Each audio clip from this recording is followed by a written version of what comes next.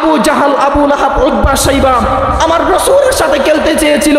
আল্লাহ পাক রব্বুল আলামিন তারে বেইজ্জত করে তারে ধ্বংস করছে দুনিয়া থেকে। কিয়ামত পর্যন্ত এই ধ্বংসের প্রমাণ, এই নজির কিয়ামত পর্যন্ত মানুষের মুখে মুখে থাকবে। উলামায়ে কেরাম যতদিন এই দুনিয়ায় বেঁচে থাকবে, উলামায়ে কেরাম যতদিন আল্লাহর এই জমিনে বেঁচে থাকবে, ততদিন পর্যন্ত আল্লাহর এই জমিনে আল্লাহ ডাকনেওয়ালা মানুষ থাকবে।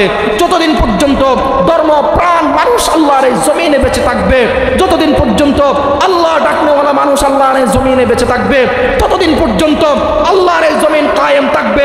আর যেই দিন একটা সহজ সরল ইমানদার, একটা কমজোর ইমানদারও যদি আল্লাহ ডাকনেওয়ালা আল্লাহর এই জমিনে না থাকে, আল্লাহ সুবহানাহু ওয়া তাআলা ওই সমস্ত কুত্তাদের জন্য, আমেরিকার লাল কুত্তাদের জন্য, ফ্রান্সের কুত্তাদের জন্য, ইসরায়েলি কুত্তাদের জন্য আমার আল্লাহ পাক রব্বুল আলামিন এই দুনিয়া রাখবেন না। বলেন ঠিক না বেঠিক? আল্লাহর নবীর হাদিস, আমাদের ওসিলায় তোরা বাইসা আসস বেটা, আমাদের মুসলমানদের মা বোনদেরকে তোরা আবার জুলুম করতেছিস, খবরদার। আল্লাহর ধরা কঠিন, আল্লাহর পাকড়াও কঠিন। এমন এক সময় আসবে, এমন এক সময় আসবে আল্লাহ ছাড় দেন কিন্তু কাউকে ছেড়ে দেন না। আল্লাহ ছাড় দেন কিন্তু কাউকে ছেড়ে দেন না। ইতিহাস সাক্ষী, ফিরআউন মূসা নবীর সাথে খেলতে চাইছিল, আল্লাহ পাক রব্বুল আলামিন তারে নরম জিনিস দিয়ে ধ্বংস করছে, পানির মধ্যে ডুবাই ধ্বংস করছে। কথা বলেন ঠিক না বেঠিক?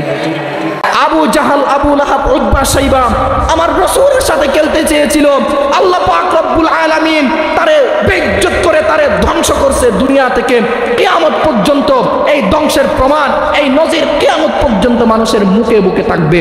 যারা জুলুম করবে, যারা মানুষের উপর অত্যাচার করবে, যারা সহজ সরল মুসলমানদেরকে ধরে নিয়ে তারা টাকা নিবে, যারা সহজ সরল মুসলমানদের উপর যারা জুলুম করবে, যারা অপহরণ করবে, যারা মানুষদের উপর জুলুম করবে, যারা মানুষের উপর অত্যাচার করবে, আল্লাহর জাত সিফাতের কসমকেই বলি, তোরা আজকে টাকার জন্য এরকম করতেছস, উলামায়ে কেরামের উপর জুলুম করতেছস, সহজ সরল মানুষের উপর জুলুম করতেছস।